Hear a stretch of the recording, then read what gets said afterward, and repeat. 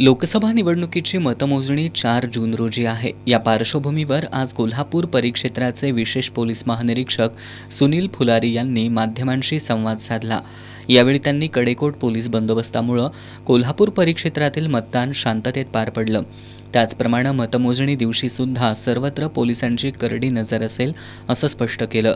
कोल्हापूर जिल्ह्यात पोलीस अधीक्षक महेंद्र पंडित यांच्या मार्गदर्शनाखाली 2 अप्पर पोलीस अधीक्षक, 7 पोलीस उपअधीक्षक, 26 पोलीस निरीक्षक, 91 सहाय्यक पोलीस निरीक्षक, 996 अंमलदार, 1500 होमगार्ड्स, केंद्रीय राखीव दलाच्या 2 तर राज्य राखीव दलाच्या 2 तुकड्या तैनात असणार आहेत। विजयी मिरवणुकांसंदर्भात बोलताना आयजी फुलारी यांनी मतमोजणी दिवशी विजयी उमेदवारांना सरसकट विजयी मिरवणुका काढता येणार नाहीत, याबद्दल स्थानिक पातळीवर पोलीस अधीक्षक आणि निवडणूक निर्णय अधिकारी निर्णय घेतील असं सांगितलं।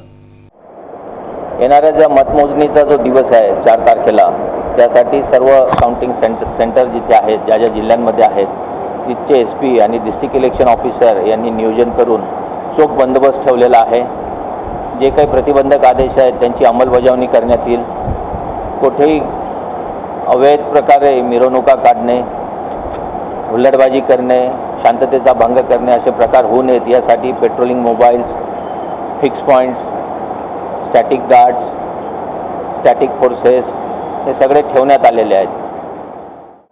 मिरवणुका आहे हा परवानगी अधीनचा विषय आहे आणि याबाबत डिस्ट्रिक्ट इलेक्शन ऑफिसर आणि SP हे निर्णय घेतील, अन्यथा सरसकट मिरवणुकीला परवानगी नाही।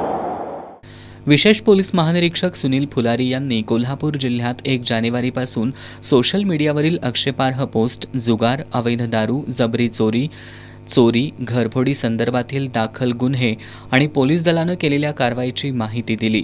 या पत्रकार बैठकीला पोलीस अधीक्षक महेंद्र पंडित, स्थानिक गुन्हे शाखेचे निरीक्षक रवींद्र कळमकर, जिल्हा विशेष शाखेचे वरिष्ठ पोलीस निरीक्षक तानाजी सावंत उपस्थित होते।